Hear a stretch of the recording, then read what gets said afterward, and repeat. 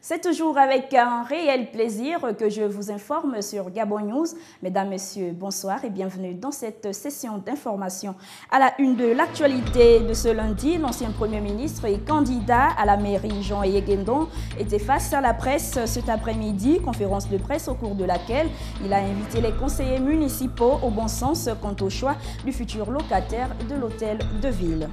Dans ce journal, nous parlerons également des communes d'Akanda et de Nzomoé. Enfin, les populations connaissent les noms des nouveaux maires dans ces localités de la province de l'Estuaire. Et puis, ces 3 élèves sourds-muets qui ont intégré l'établissement Immaculée Conception de Libreville. Ces derniers vont connaître aussi la vie au secondaire et devront apprendre à se familiariser avec ce nouvel environnement. Les détails de ces 3 principaux titres dans un instant. Et on ouvre cette édition avec cette belle initiative des jeunes de l'ONG Prestige du 4e arrondissement de Libreville qui s'organisent et vont à la guerre contre l'insalubrité qui prévaut un peu partout dans la capitale. Ils ont répondu positivement au message de développement lancé par le président de la République, celui de se mobiliser pour le développement. C'est un reportage de Martial Tsonga et Justin Bitégué.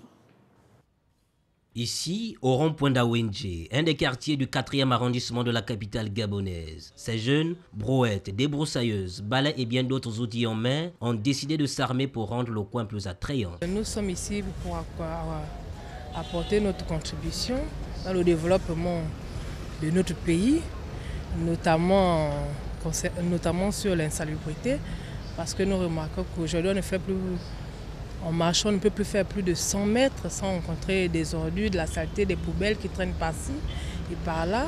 Au lieu d'accuser les uns et les autres sur la propriété de notre pays qui fait ou qui ne fait pas, on préfère passer aux actes, sinon apporter notre contribution. Voilà un exemple qui devra aussi interpeller les autres jeunes de différents quartiers de Libreville.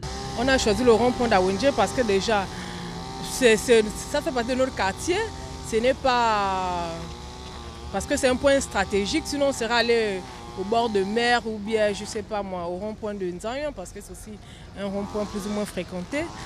Donc nous avons commencé par le rond-point d'Awenje, nous allons évoluer vers le feu rouge à Kébé et ainsi de suite. Une ville propre passe par des quartiers propres, estiment ces jeunes qui donnent un bel exemple à suivre. Comme quoi, la charité bien ordonnée commence par soi-même.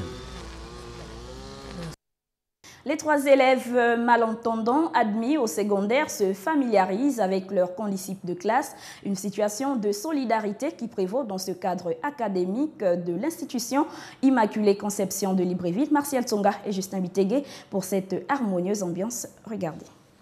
C, D, E, F, G, H, I, J, K, L, M, N, O, P, U, R, S, T, U, V, W, X, Y, Z et on applaudit sans faire le bruit.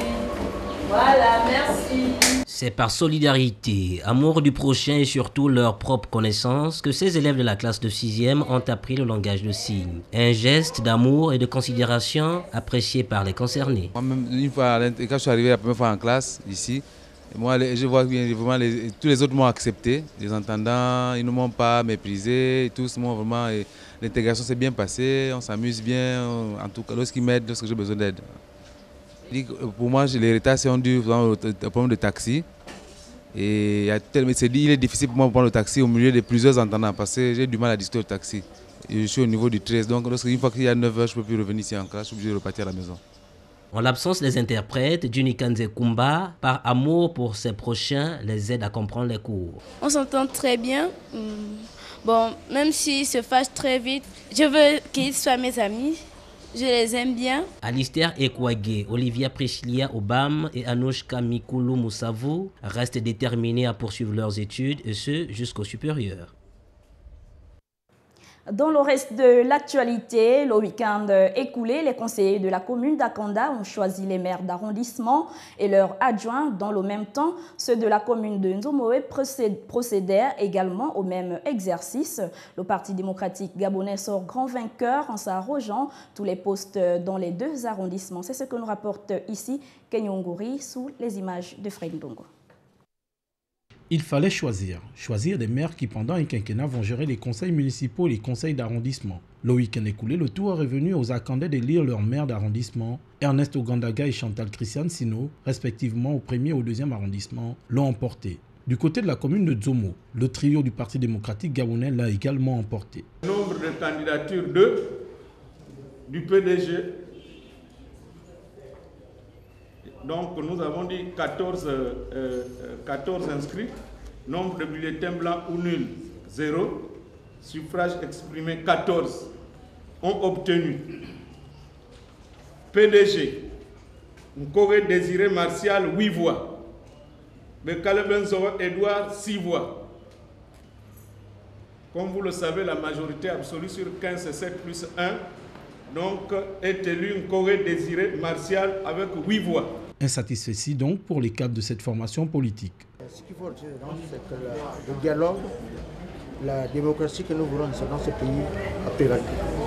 Et le PDG a gagné dans la transparence sociale. Le président nous a dit qu'il ne faut pas que nous prêtons toujours le flanc à la triche, à la fraude. Mais là, ça a été devant tout le monde. Il faut noter que lors du scrutin de la commune de Dzomo, 2 candidats du Parti démocratique gabonais se faisaient face. Une situation, selon les responsables, qui ne pourrait rester sans conséquences pour les dissidents. Et puis cette conférence de presse tenue par Jean Eyegendon, qui sert d'appel de conscience, l'ancien Premier ministre et candidat à la mairie de Libreville veut compter sur le bon sens de chacun des conseillers élus pour choisir celui qui servira l'intérêt de la nation et non sur la base des choix partisans. Il juge également ses chances à briguer ce poste intact. Le compte rendu de cette conférence avec Kenyonguri et Justin Bitégué. Il a choisi de passer à la vitesse supérieure à travers une conférence de presse en milieu d'après-midi à la Chambre de commerce de Libreville. Jean Eyegendon veut compter sur la conscience de chacun pour défendre l'intérêt commun. À Libreville, la représentation proportionnelle en usage lors de ces élections locales a abouti à donner au conseil municipal une représentation à 3 groupes politiques. Il s'agit du PDG, il s'agit du groupe indépendant Jean Eyegendon et le CLR. Nous savons qu'aucun de ces groupes n'a obtenu la majorité absolue. Pour être élus, ils doivent bénéficier du vote des conseillers d'un groupe autre que le sien. À l'heure du choix du futur édile de Libreville, il pointe sur le choix tardif du candidat du Parti démocratique gabonais. Ce qui me dérange, c'est le fait que le PDG ait désigné son candidat bien après l'élection des conseillers municipaux. Pour l'heure, malgré le possible jeu de la majorité, Jean Eyegendon dit avoir toutes ses chances. Mes chances sont intactes.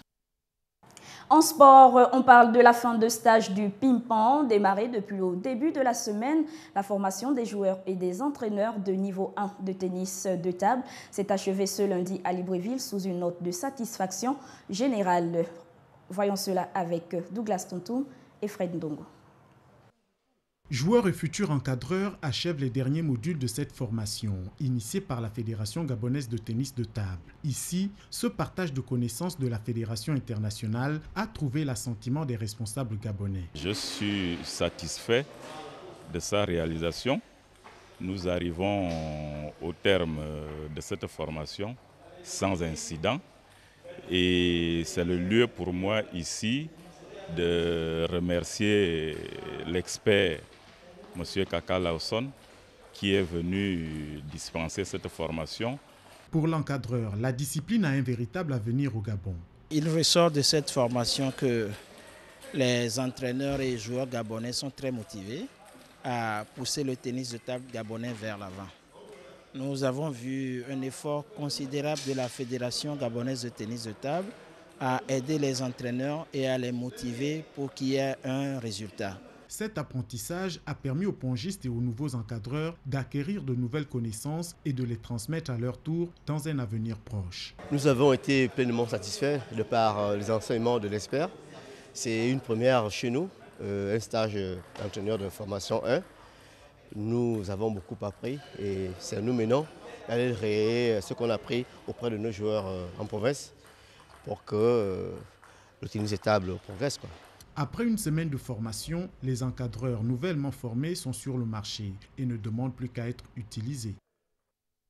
L'AS Pélican a pris seul les commandes du National Foot à l'issue de la 4e journée disputée ce week-end à Libreville et en province. Le fait marquant de la journée est la nouvelle défaite du champion en titre, l'Union sportive de Bitam, qui occupe la dernière place au classement général au point avec Mamadou Niang et Justin Bitégué. L'AS Pélican a pris les commandes du championnat national de football professionnel après le match nul concédé à domicile face à Manga Sport et les défaites combinées des co-leaders d'avant la 4e journée, le Centre Mérite Sportif et le Port-Gentil FC, battus respectivement par l'Union Sportive OM et le Sapin FC. Au bas du tableau, l'Union Sportive Bitam a encore concédé une nouvelle défaite en déplacement face au Missile FC. Les résultats suivants ont été enregistrés à l'issue de la 4e journée. Missile FC USB 3-1, Port-Gentil FC Sapin 0-1, ISO CMS 3-1, OM Sogea 1-1, Pélican Manga Sport 1-1, Bongoville Solidarité 1-1. Au classement général à l'issue de la 4e journée, l'AS Pélican est seul aux commandes avec 8 points et au bas du tableau, le champion en titre de l'Union Sportive Bitam occupe la dernière place avec 0 points au compteur. Voilà, c'est l'essentiel de l'actualité de ce lundi. Merci de votre aimable attention. L'actualité se poursuit sur notre site web www.gabonnews.com. Très belle soirée à tous.